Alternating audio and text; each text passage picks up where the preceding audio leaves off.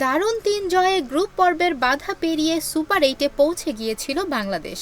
তবে এই রাউন্ডের শুরুটা একেবারেই ভালো হয়নি। অস্ট্রেলিয়ার কাছে বাজেভাবে হেরে খাদের কিনারায় দাঁড়িয়ে আছে বাংলাদেশ।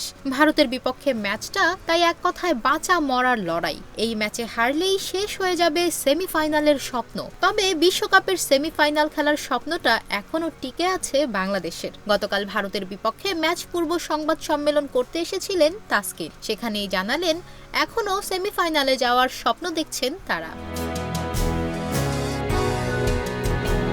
এখনও আমাদের সুযোগ আছে। এখানকার উইকেট ভালো, সহজ না এটা জানি, কিন্তু আশা ছাড়ছি না। যদি দুটি ম্যাচই জিততে পারি তাহলে সেমিফাইনাল খেলতে পারি। এমনকি যদি বৃষ্টি হয় এবং আমরা 1 পয়েন্ট পাই তাহলে শেষ ম্যাচ জিতলেও সুযোগ থাকবে সেমিফাইনালের।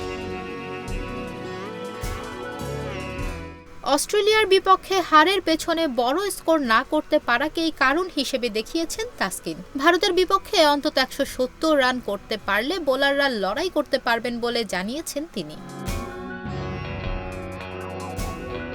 উইকেট ধীরে ধীরে ভালো হচ্ছে ব্যাটিংয়ের জন্য। প্রতিটি ভেন্যুতে উইকেট ভিন্ন, এখানকার চ্যালেঞ্জটা ভিন্ন। এখানে ব্যাটসম্যানরা একটু বেশি সাহায্য পাবে। আগে ব্যাট করলে অন্তত 170 বা 180 করতে হবে। যেহেতু দিনে খেলবো, উইকেট আরেকটু ভালো থাকবে। এখানে বোলারদের চ্যালেঞ্জ বেশি। আর রানটা বাড়ানোর উপায়ও বলে দিয়েছেন তাসকিন। অস্ট্রেলিয়ার বিপক্ষে 51টি বল ডট ছিল। ভারতের বিপক্ষে রান নিতে না পারা বলের সংখ্যা কমিয়ে আনার পরামর্শ সহ অধিনায়কের। যদি আগে ব্যাট করি ভালো হবে যদি ডট বলের সংখ্যা কম হয়। গত ম্যাচে বৃষ্টির আগে বল একটু আটকে যাচ্ছিল। বৃষ্টির পর কিন্তু সুন্দর ব্যাটে আসছিল। আগে বল করলে আমরা হয়তো 150-160-এর মধ্যে আটকাতে পারলে ভালো সুযোগ ছিল। আগে ব্যাট করা একটু কঠিন ছিল।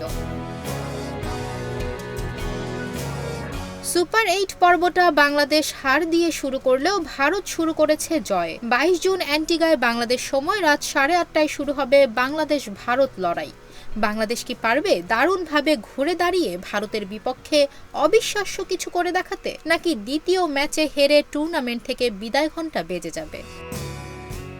নিশা মাহমুদা, ইন্ডিপেন্ডেন্ট ডিজিটাল।